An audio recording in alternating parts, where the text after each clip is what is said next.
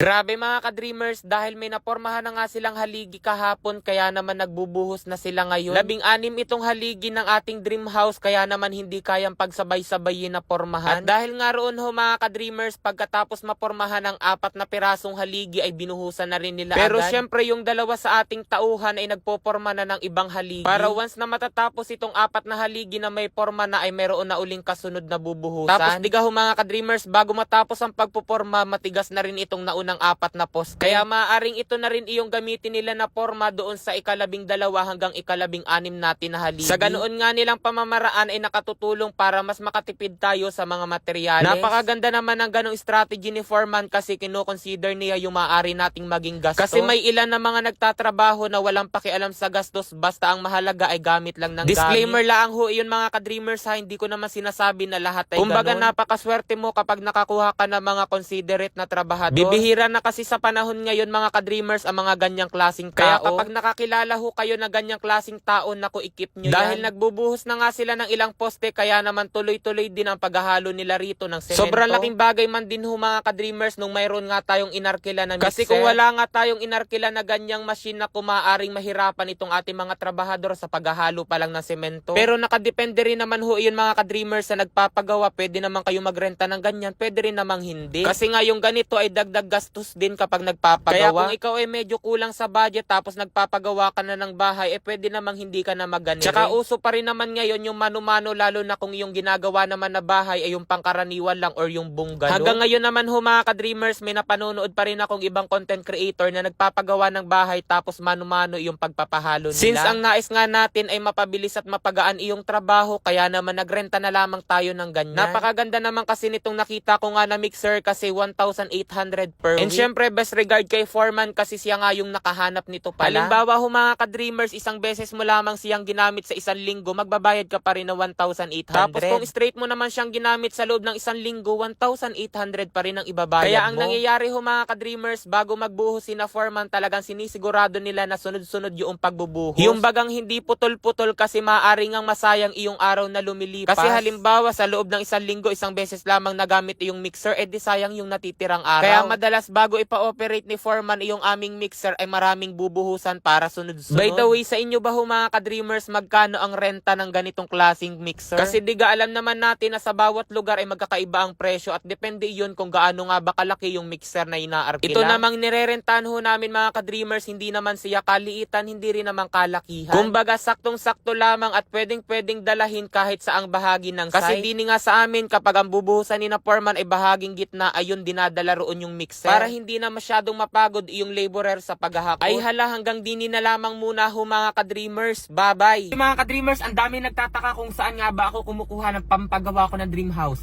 Dito lamang iyan kay PH Rush. Kasi rito, kawi-withdraw ko lamang ng 100,000 pesos. Tingnan nyo, pakita ko sa inyo kung paano kumita rito ng napakadali. Dito, Super Ace dito ang madalas kong laruin. Yan.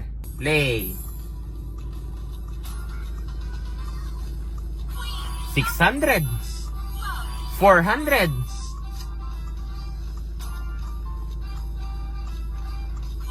6,000. Sabi ko sa inyo madali. Oh, 8,000. Sabi ko sa inyo madali lang dito. Ayan oh. 15,000 agad oh. 600. 16,000. 6,000. Hoy, 40,000. 4,000. 5,000. Grabe. 3,000. Ganyan dito sinasabi ko sa inyo, 16,500. Ganyan. 6,000. Ganyan kabilis dito. Kaya yan ang sinasabi ko sa inyo. Grabe. Wow, 6,000. Grabe, nadis. Ayan. Isa pa. 1,400. Ayan. 164,000. 164,000. Grabe mga ka-dreamers, di ba? Napakalaki. Kaya rito kay PH Rush, napakadali lamang ng pera. Nasa comment section lang ang link kung nais nyo rin kumita ng ganitong kalaki.